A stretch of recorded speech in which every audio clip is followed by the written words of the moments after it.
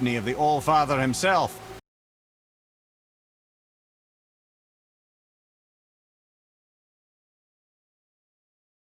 And relations between the Valkyries and Odin were tense during my tenure as his advisor.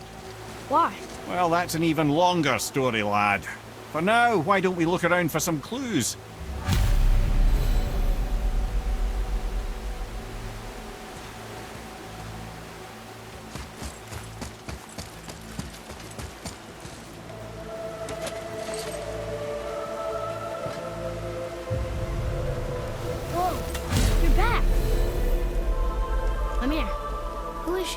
Gunnar, Mistress of War.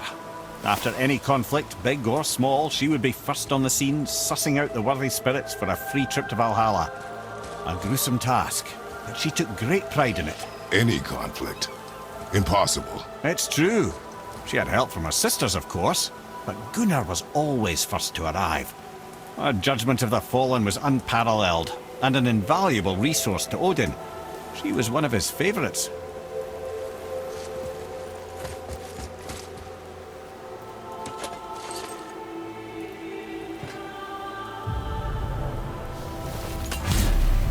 Ah, Gondo. Beautiful Gondo. And?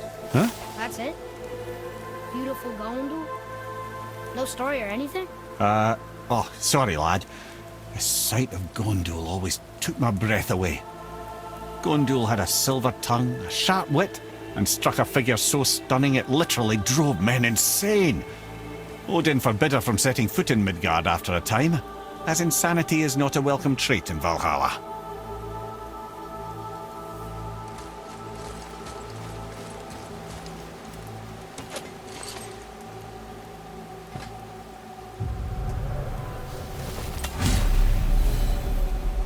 This is none other than Gerdry, the Master of Arms in Valhalla, responsible for arming and training Odin's Einherjar. His what? His army come Ragnarok. The entire reason Valhalla exists, you see. The Einherjar wait in the Great Hall endlessly, feasting, drinking, and fornicating themselves silly. Once Ragnarok begins, Odin calls them into service to fight on his behalf. Gerdry had her hands full training that lot.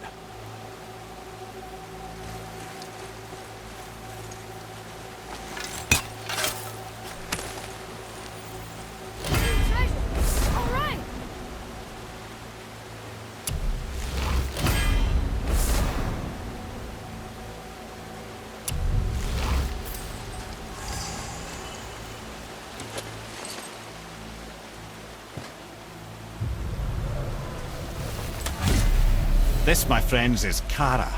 Now, Valkyries are volatile by nature, but Kara, the lass is wild storm personified. A wild storm? Aye, calm and collected. Then the air would shift and the fury of her storm would unleash. It was beautiful in a way, assuming you could find proper shelter.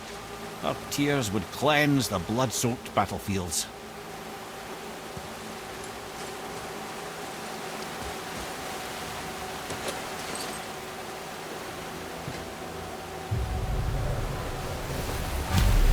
This is Rota, a chooser of the slain. I thought all the Valkyrie did that. Not exactly, lad.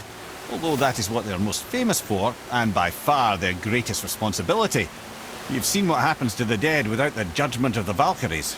Hellwalkers. That's right. Rota, Gunnar, Skuld. Without them to clean up the aftermath of battle, hell overflows with souls meant for Valhalla. A sorry state of affairs. Rota must be beside herself.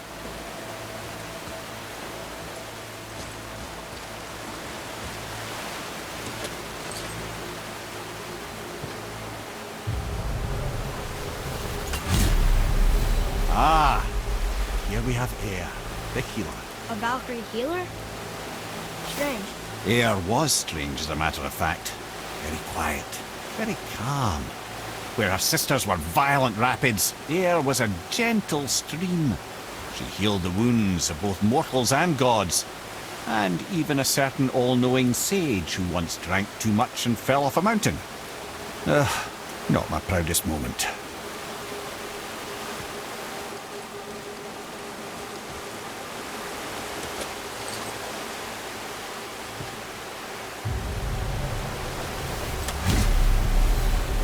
Well, well. Hilda, mistress of battle. She and Odin got on quite well, actually. Her and the other Valkyries, not so much. She would spend most of her time here in Midgard observing discord between the living, and sewing some up herself from time to time. She lived for conflict. Some say she was conflict personified. I wonder what will become of her now that she's free.